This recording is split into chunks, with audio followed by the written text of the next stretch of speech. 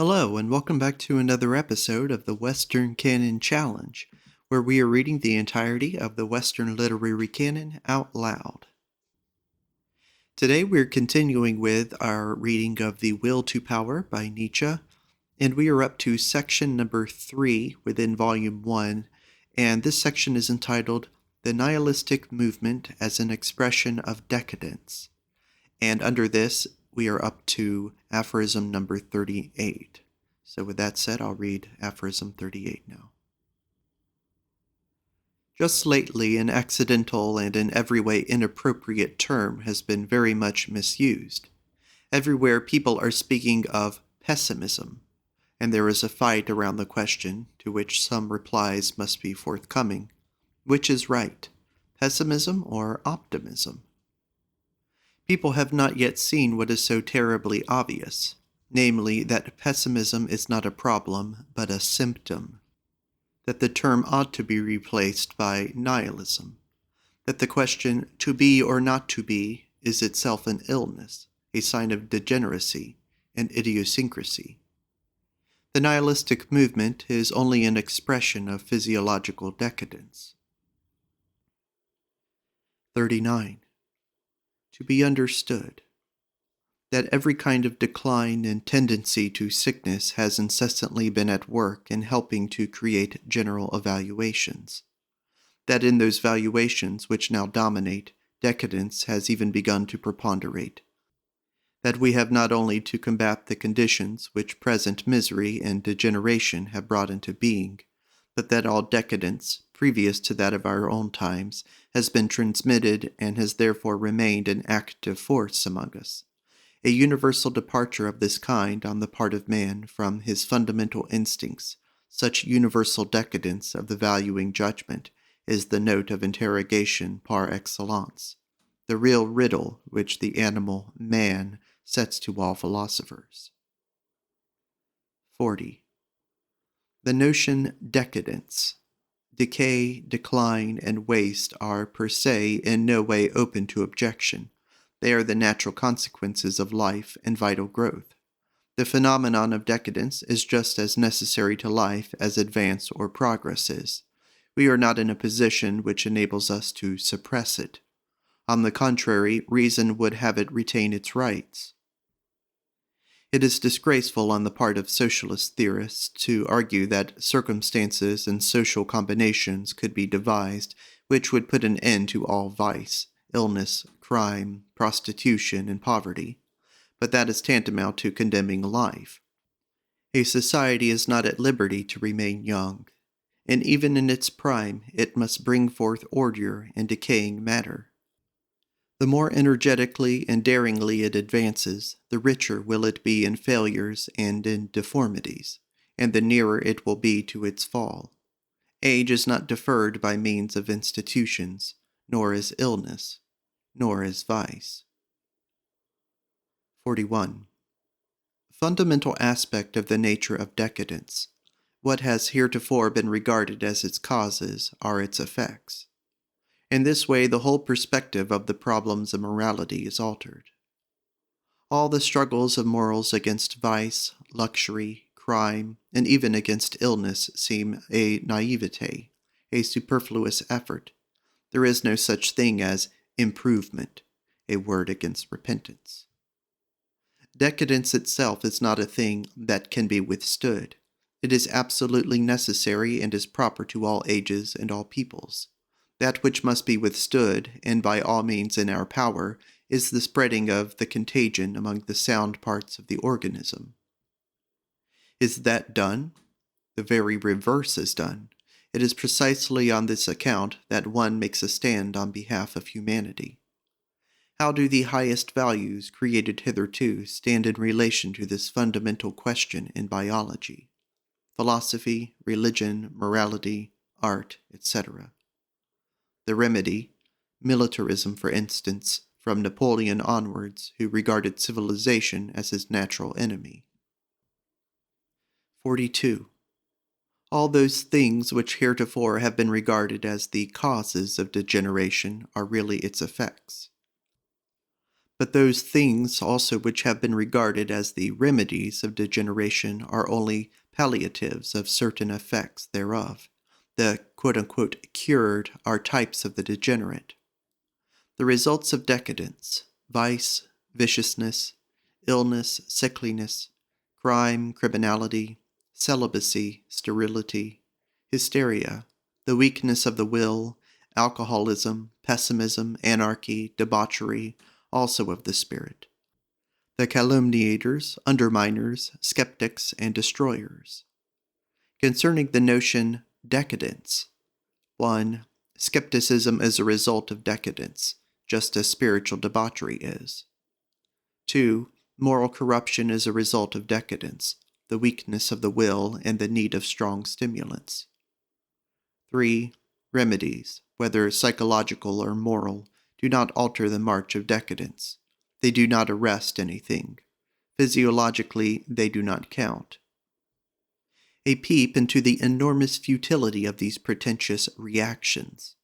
They are forms of anesthetizing oneself against certain fatal symptoms resulting from the prevailing condition of things. They do not eradicate the morbid element. They are often heroic attempts to cancel the decadent man, to allow only a minimum of his deleterious influence to survive. 4. Nihilism is not a cause, but the only rationale of decadence. 5. The quote-unquote good and the quote-unquote bad are no more than two types of decadence.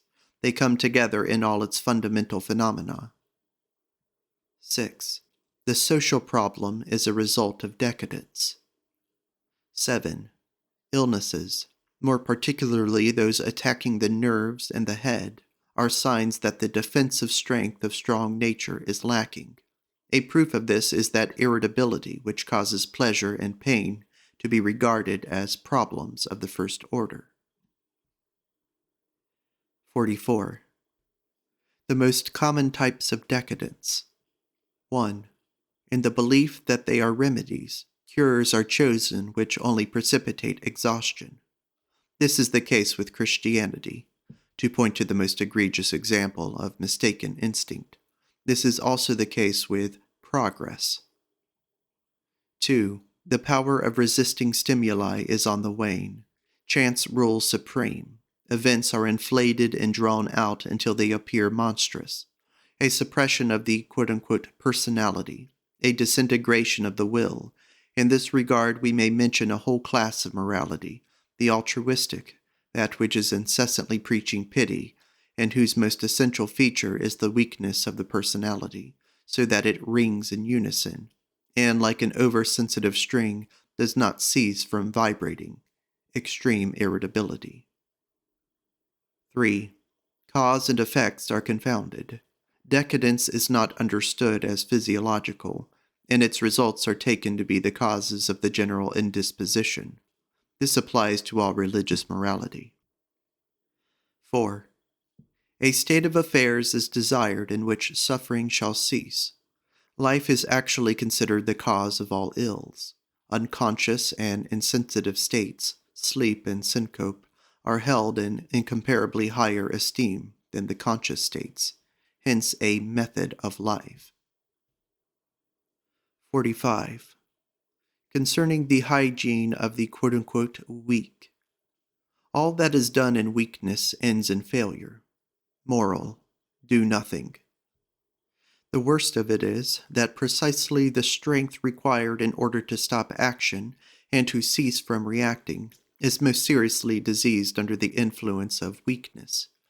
That one never reacts more promptly or more blindly than when one should not react at all. The strength of a character is shown by the ability to delay and postpone reaction. A certain adiaphoria is just as proper to it, as involuntariness and recoiling, suddenness and lack of restraint in action are proper to weakness. The will is weak, and the recipe for preventing foolish acts would be to have a strong will and to do nothing, contradiction. A sort of self-destruction, the instinct of self-preservation is compromised. The weak man injures himself. That is the decadent type. As a matter of fact, we meet with a vast amount of thought concerning the means wherewith impassibility may be induced. To this extent, the instincts are on the right scent, for to do nothing is more useful than to do something. All the practices of private orders, of solitary philosophers, and of fakirs are suggested by a correct consideration of the fact that a certain kind of man is most useful to himself when he hinders his own action as much as possible. Relieving measures. Absolute obedience, mechanical activity, total isolation from men and things that might exact immediate decisions and actions. 46. Weakness of will. This is a fable that can lead astray, for there is no will, consequently neither a strong nor a weak one.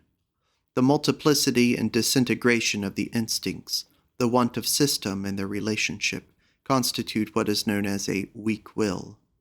Their coordination under the government of one individual among them results in a strong will. In the first case, vacillation and a lack of equilibrium is noticeable. In the second, precision and definite direction. 47. That which is inherited is not illness, but a predisposition to illness, a lack of the powers of resistance against injurious external influences, etc., etc. Broken powers of resistance expressed morally, resignation and humility in the presence of the enemy. I have often wondered whether it would not be possible to class all the highest values of the philosophies, moralities, and religions which have been devised hitherto with the value of the feeble, the insane, and the neurasthenic in a milder form. They present the same evils. The value of all morbid conditions consists in the fact that they magnify certain normal phenomena which are difficult to discern in normal conditions. Health and illness are not essentially different, as the ancient doctors believed, and as a few practitioners still believe today. They cannot be imagined as two distinct principles or entities which fight for the living organism and make it their battlefield. That is nonsense and a mere idle gossip, which no longer holds water. As a matter of fact, there is only a difference of degree between these two living conditions. Exaggeration, want of proportion, want of harmony among the normal phenomena constitute the morbid state. Claude Bernard. Just as evil may be regarded as exaggeration, discord, and want of proportion, so can good be regarded as a sort of protective diet against the danger of exaggeration, discord, and want of proportion. Hereditary weakness as a dominant feeling, the cause of the prevailing values. N.B.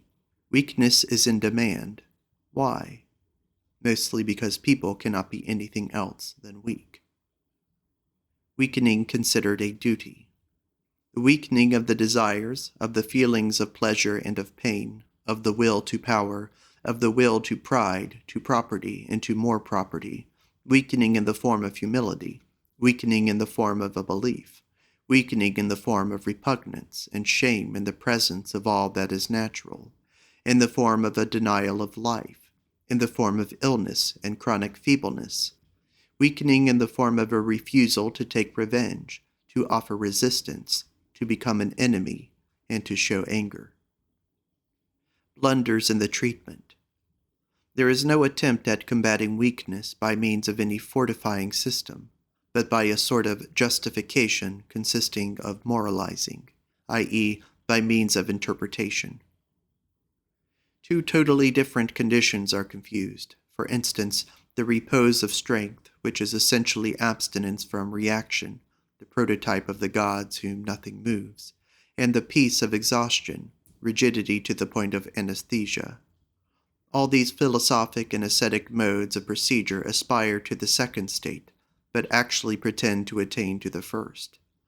For they ascribe to the condition they have reached the attributes that would be in keeping only with the divine state. 48. The most dangerous misunderstanding. There is one concept which apparently allows of no confusion or ambiguity, and that is the concept exhaustion. Exhaustion may be acquired or inherited. In any case, it alters the aspect and value of things. Unlike him who involuntarily gives of the superabundance which he both feels and represents to the things about him, and who sees them fuller, mightier, and more pregnant with promises, who in fact can bestow, the exhausted one belittles and disfigures everything he sees. He impoverishes its worth. He is detrimental. No mistake seems possible in this matter, and yet history discloses the terrible fact that the exhausted have always been confounded with those with the most abundant resources, and the latter with the most detrimental. The pauper in vitality, the feeble one, impoverishes even life. The wealthy man in vital powers enriches it. The first is the parasite of the second. The second is a bestower of his abundance. How was confusion possible? When he who has exhausted came forth with the bearing of a very active and energetic man, when degeneration implied a certain excess of spiritual and nervous discharge, he was mistaken for the wealthy man. He inspired terror. The cult of the madman is always the cult of him who is rich in vitality, and who is a powerful man. The fanatic, the one possessed, the religious epileptic, all eccentric creatures have been regarded as the highest types of power, as divine. This kind of strength which inspires terror seemed to be above all divine. This was the starting point of authority. Here wisdom was interpreted, hearkened to, and sought. Out of this there was developed everywhere almost a will to deify, i.e., to a typical degeneration of spirit, body, and nerves.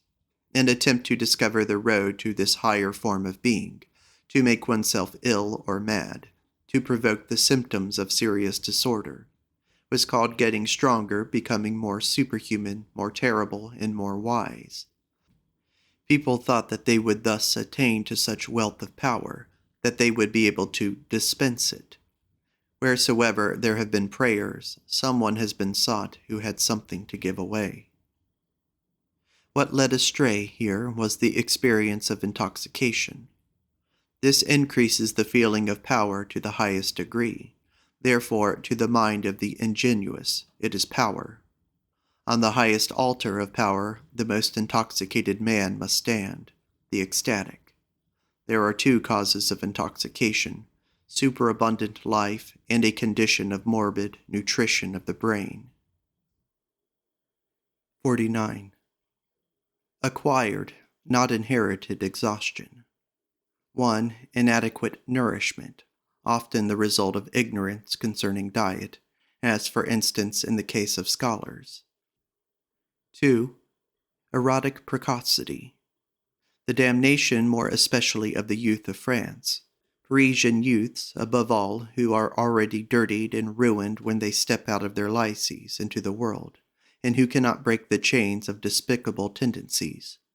Ironical and scornful towards themselves, galley slaves despite all their refinement, moreover, in the majority of cases, already a symptom of racial and family decadence, as all hypersensitiveness is, and examples of the infection of environment.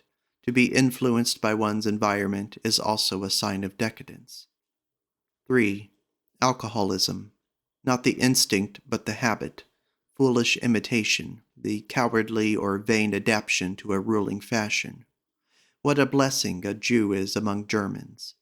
See the obtuseness, the flaxen head, the blue eye, and the lack of intellect in the face, the language and the bearing, the lazy habit of stretching the limbs, and the need of repose among Germans, a need which is not the result of overwork, but of the disgusting excitation and overexcitation caused by alcohol.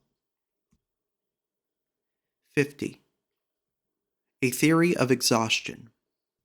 Vice, the insane, also artists, the criminals, the anarchists, these are not the oppressed classes, but the outcasts of the community of all classes hitherto. Seeing that all our classes are permeated by these elements, we have grasped the fact that modern society is not a society or a body, but a diseased agglomeration of Chandala, a society which no longer has the strength even to excrete. To what extent living together for centuries has very much deepened sickliness, modern virtue, modern intellect as forms of disease, modern science.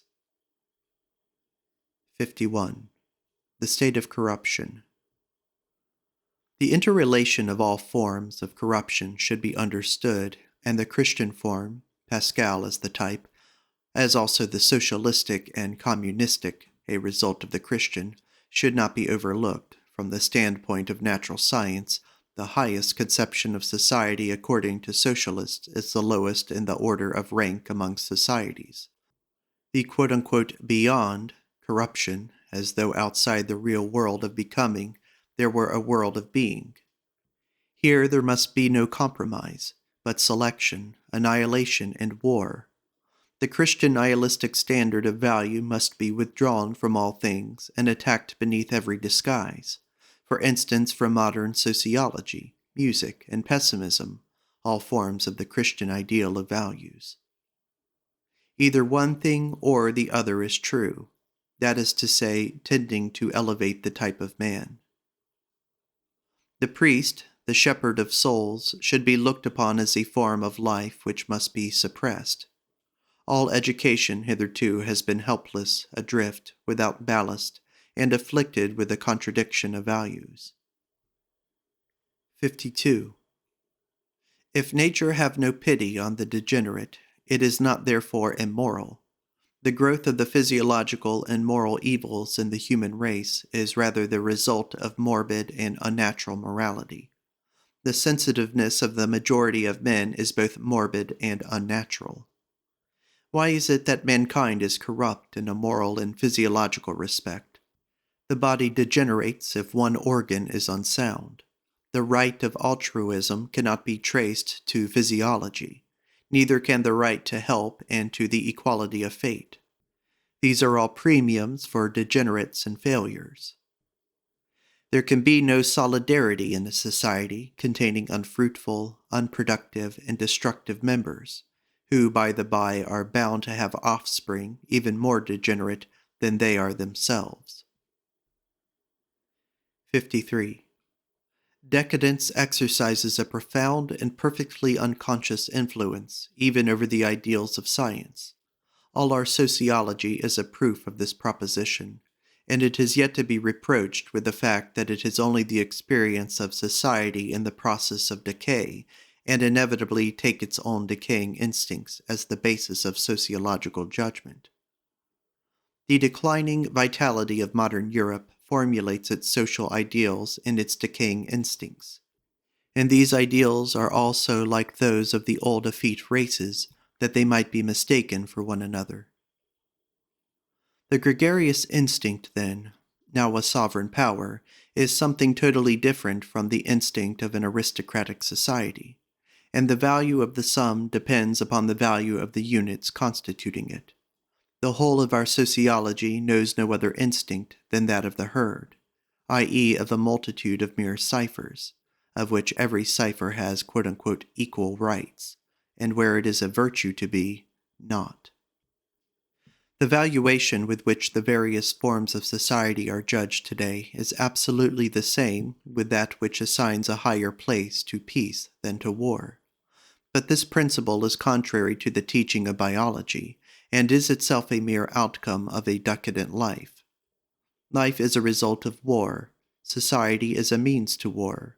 Mr. Herbert Spencer was a decadent in biology, as also in morality.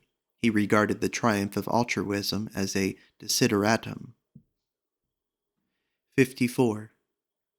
After thousands of years of error and confusion, it is my good fortune to have rediscovered the road which leads to a yea and to a nay.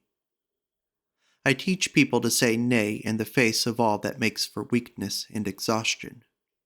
I teach people to say yea in the face of all that makes for strength, that preserves strength and justifies the feeling of strength. Up to the present, neither the one nor the other has been taught, but rather virtue, disinterestedness, pity, and even the negation of life. All these are values proceeding from exhausted people. After having pondered over the physiology of exhaustion for some time, I was led to the question, to what extent the judgments of exhausted people had percolated into the world of values. The result at which I arrived was as startling as it could possibly be, even for one like myself who was already at home in many a strange world.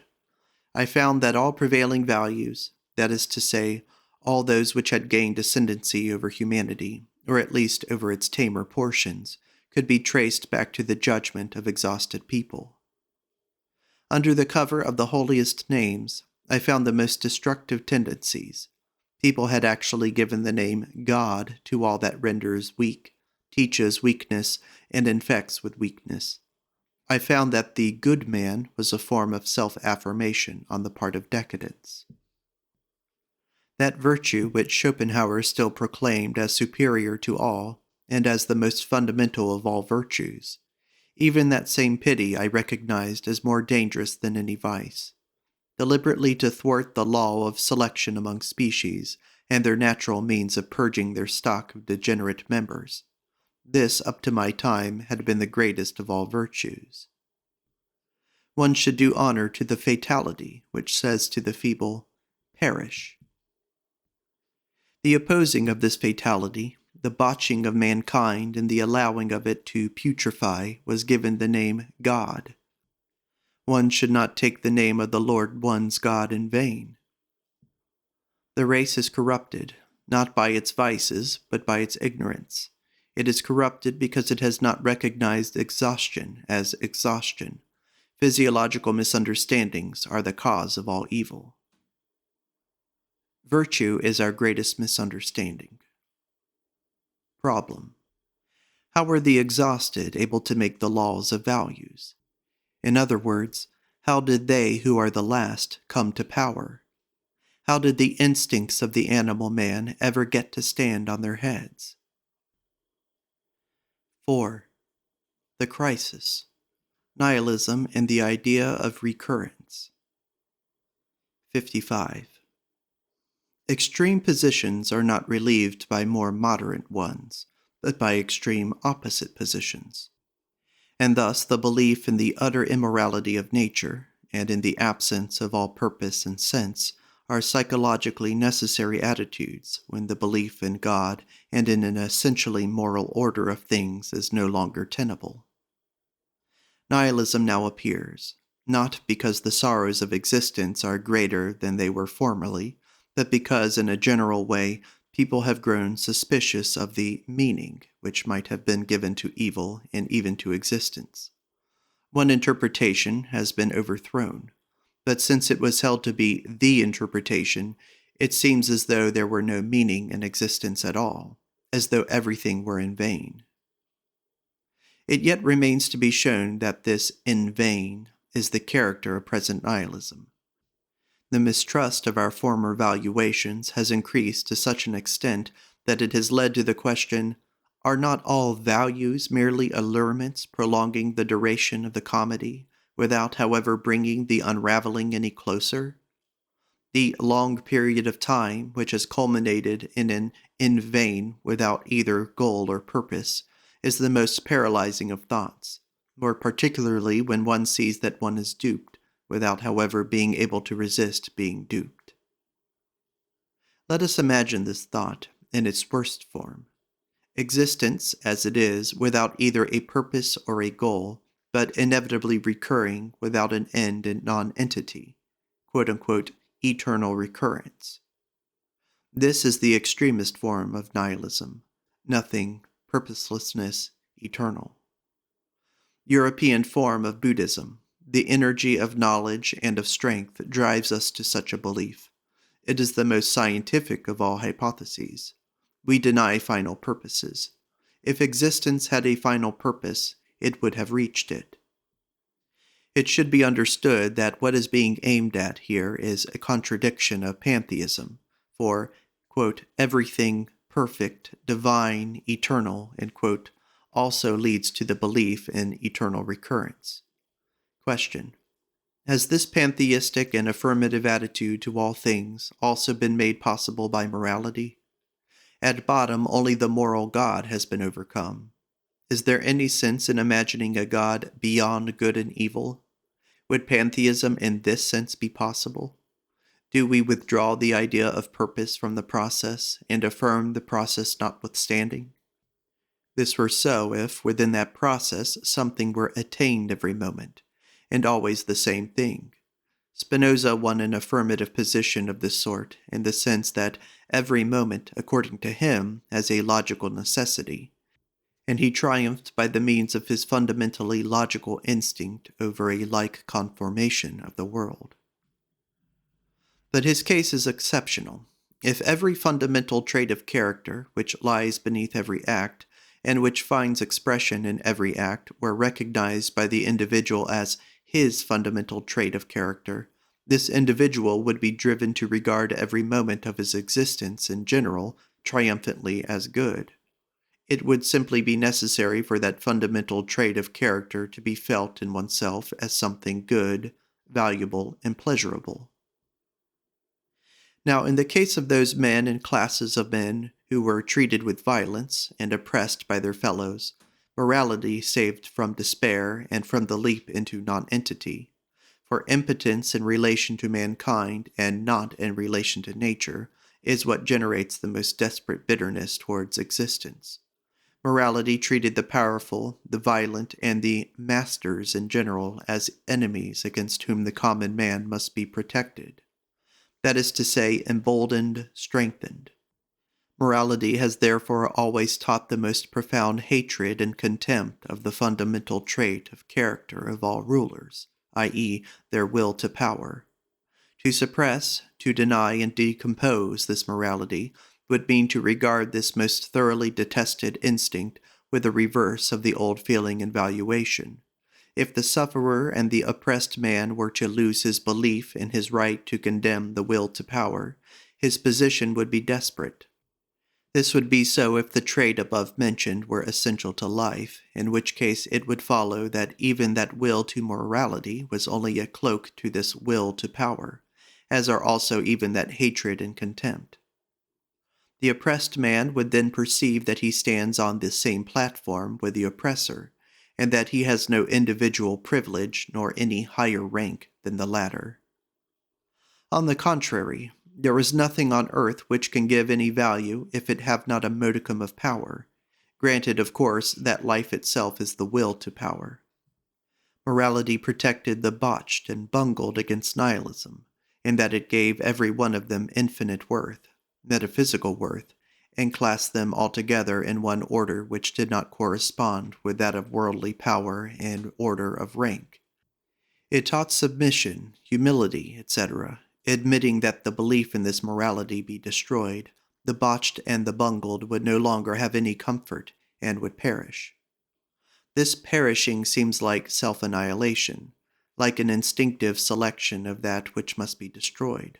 The symptoms of this self-destruction of the botched and the bungled, self-vivisection, poisoning, intoxication, romanticism, and, above all, the instinctive constraint to acts whereby the powerful are made into mortal enemies, training, so to speak, one's own hangman.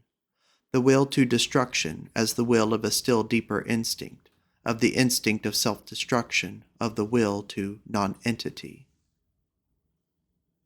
Nihilism is a sign that the botched and bungled in order to be destroyed, that having been deprived of morality, they no longer have any reason to resign themselves, that they take up their stand on the territory of the opposite principle, and will also exercise power themselves, by compelling the powerful to become their hangmen. This is the European form of Buddhism, that active negation, after all existence has lost its meaning. It must not be supposed that quote-unquote poverty has grown more acute. On the contrary, quote, God, morality, resignation, were remedies in the very deepest stages of misery. Active nihilism made its appearance in circumstances which were relatively much more favorable. The fact alone that morality is regarded as overcome presupposes a certain degree of intellectual culture, while this very culture, for its part, bears evidence to a certain relative well-being, a certain intellectual fatigue brought on by the long struggle concerning philosophical opinions and carried to hopeless skepticism against philosophy, shows moreover that the level of these nihilists is by no means a low one. Only think of the conditions in which the Buddha appeared. The teaching of the eternal recurrence would have learned principles to go upon, just as Buddha's teaching, for instance, had the notion of causality, etc.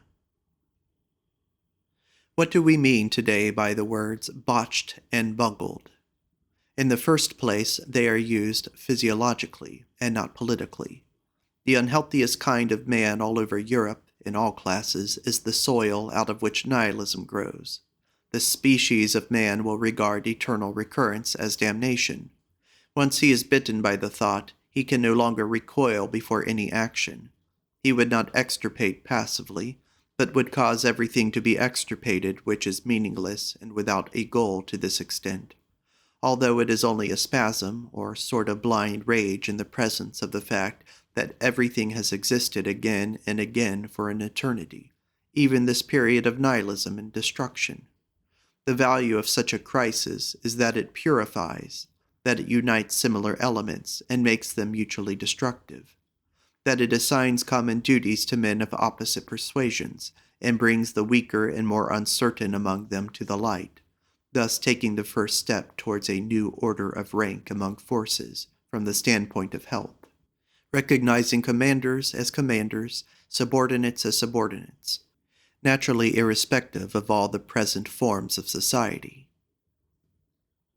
What class of men will prove they are strongest in this new order of things? The most moderate, they who do not require any extreme forms of belief, they who not only admit of, but actually like, a certain modicum of chance and nonsense, they who can think of man with a very moderate view of his value, without becoming weak and small on that account, the most rich in health, who are able to withstand a maximum amount of sorrow, and who are therefore not so very much afraid of sorrow, men who are certain of their power, and who represent with conscious pride the state of strength to which man has attained. How could such a man think of eternal recurrence? 56. The periods of European nihilism. The period of obscurity. All kinds of groping measures devised to preserve old institutions and not to arrest the progress of new ones. The period of light. Men see that the old and new are fundamental contraries, that the old values are born of descending life, and that the new ones are born of ascending life, that all old ideals are unfriendly to life, born of decadence and determining it, however, much as they may be decked out in the Sunday finery of morality. We understand the old, but are far from being sufficiently strong for the new. The periods of the three great passions, contempt, pity, destruction. The periods of catastrophes.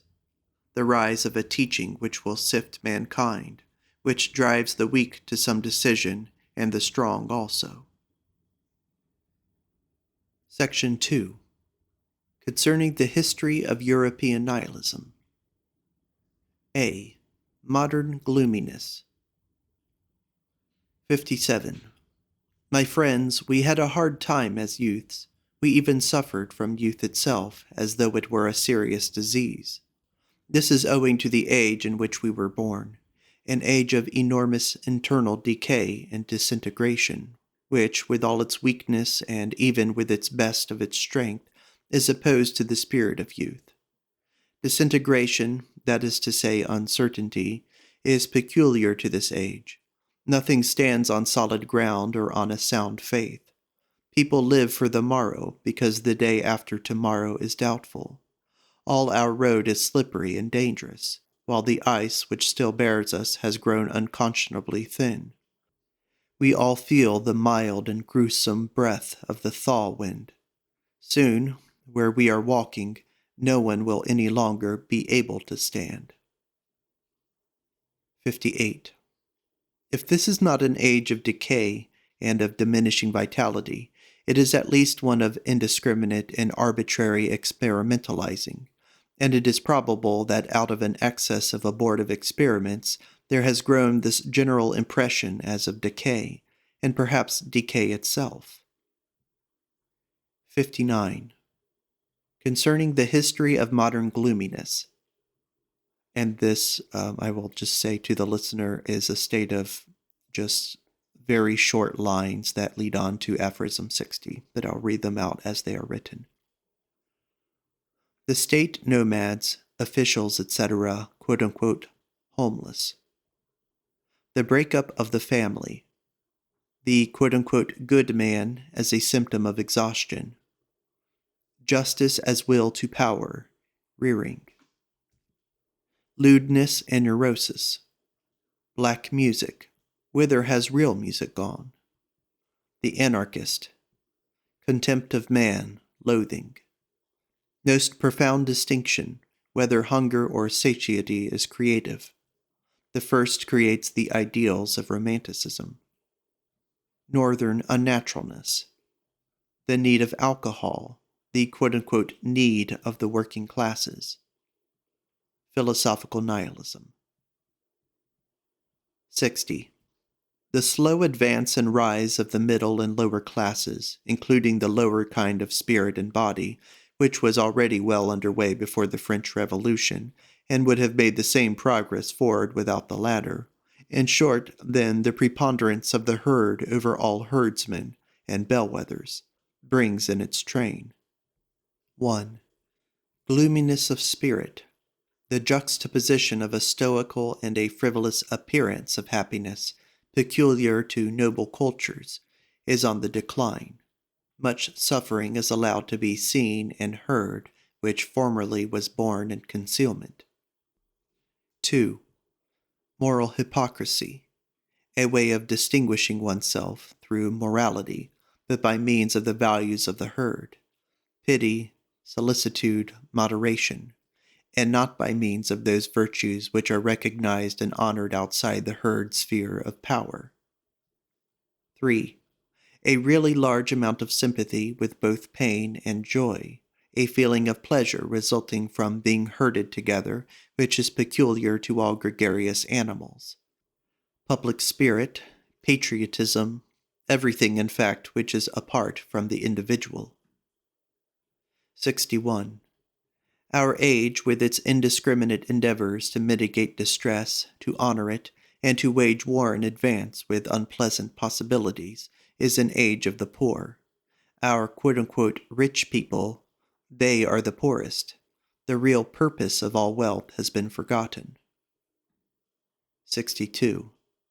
Criticism of modern man. The good man, but corrupted and misled by bad institutions, tyrants and priests. Reason elevated to a position of authority. History is regarded as the surmounting of errors. The future is regarded as progress. The Christian state, God of the armies, Christian sexual intercourse as marriage, the realm of justice, the cult of mankind, freedom, the romantic attitudes of the modern man, the noble man, Byron, Victor Hugo, George Sand, taking the part of the oppressed and the bungled and botched, motto for historians and romancers. The Stoics of duty, disinterestedness regarded as art and as knowledge, altruism as the most mendacious form of egoism, utilitarianism, the most sentimental form of egoism.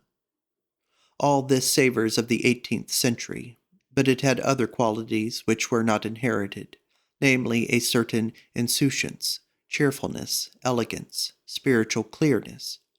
The spiritual tempo has altered.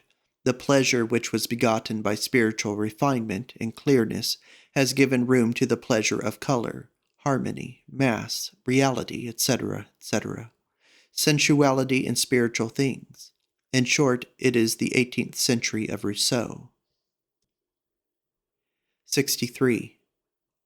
Taken all in all, a considerable amount of humanity has been attained by our men of today. That we feel this is in itself a proof of the fact that we have become so sensitive in regard to small cases of distress that we somewhat unjustly overlook what has been achieved. Here we must make allowances for the fact that a great deal of decadence is rife, and that through such eyes our world must appear bad and wretched. But these eyes have always seen in the same way in all ages. 1. A certain hypersensitiveness, even in morality. 2.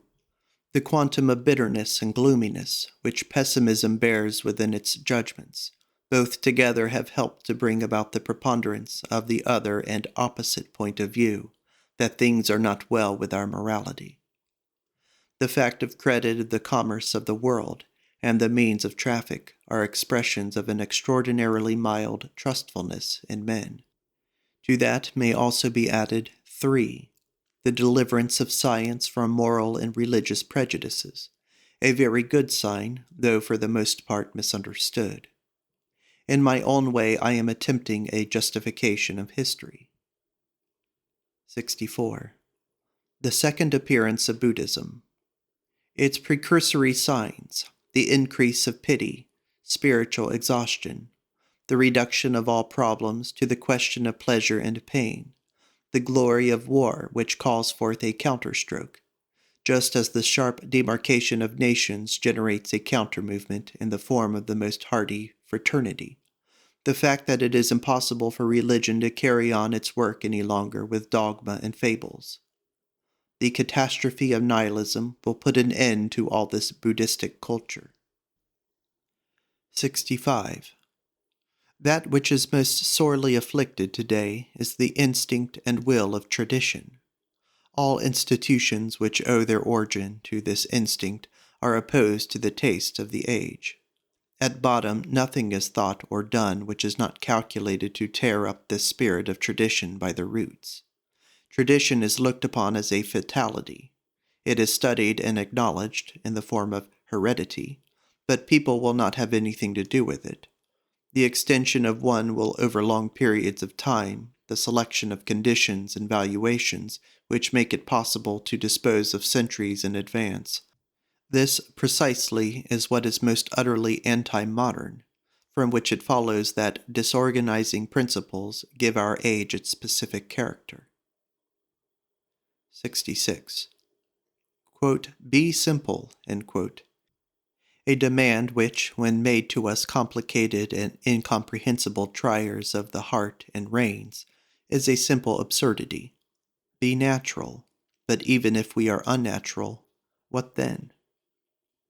67. The means employed in former times in order to arrive at similarly constituted and lasting types, throughout long generations, entailed property and respect of parents, the origin of the faith in gods and heroes as ancestors. Now, the subdivision of property belongs to the opposite tendency, the centralization of an enormous number of different interests in one soul, which, to that end, must be very strong and mutable. 68. Why does everything become mummery? The modern man is lacking an unfailing instinct being understood here to mean that which is the outcome of a long period of activity in the same occupation on the part of one family of men. The incapability of producing anything perfect is simply the result of this lack of instinct. One individual alone cannot make up for the schooling his ancestors should have transmitted to him. What a morality or book of law creates, that deep instinct which renders automatism and perfection possible in life and in work. But now we have reached the opposite point. Yes, we wanted to reach it, the most extreme consciousness, through introspection on the part of man and of history. And thus we are practically most distant from perfection in being, doing, and willing. Our desires, even our will to knowledge, shows how prodigiously decadent we are. We are striving after the very reverse of what strong races and strong natures will have. Understanding is an end. That science is possible in the way in which it is practiced today proves that all elementary instincts, The instincts which ward off danger and protect life are no longer active. We no longer save. We are merely spending the capital of our forefathers, even the way in which we pursue knowledge. 69. Nihilistic trait. A. In the natural sciences, purposelessness, causality, mechanism, conformity to law, an interval, a remnant. B. Likewise in politics, the individual lacks the belief in his own right, innocence, falsehood rules supreme, as also the worship of the moment. D. Likewise in political economy, the abolition of slavery, the lack of a redeeming class, and of one who justifies, the rise of anarchy. Education? D. Likewise in history, fatalism, Darwinism, the last attempts at reconciling reason and godliness fail, sentimentality in regard to the past, biographies can no longer be endured, phenomenalism even here, character regarded as a mask, there are no facts. E. Likewise in art, romanticism and its counterstroke, repugnance towards romantic ideals and lies, the latter morally as a sense of greatest truthfulness, but pessimistic, pure artists' indifference as to the subject. The psychology of the father-confessor and puritanical psychology, two forms of psychological romanticism, but also their counterstroke, the attempt to maintain a purely artistic attitude towards quote-unquote men. But even in this respect, no one dares to make the opposite valuation. 70. Against the teaching of the influence of environment and external causes. The power coming from inside is infinitely superior. Much that appears like influence acting from without is merely the subjection of environment to this inner power. Precisely the same environment may be used and interpreted in opposite ways. There are no facts. A genius is not explained by such theories concerning origins. 71. Quote-unquote modernity regarded in the light of nutrition and digestion.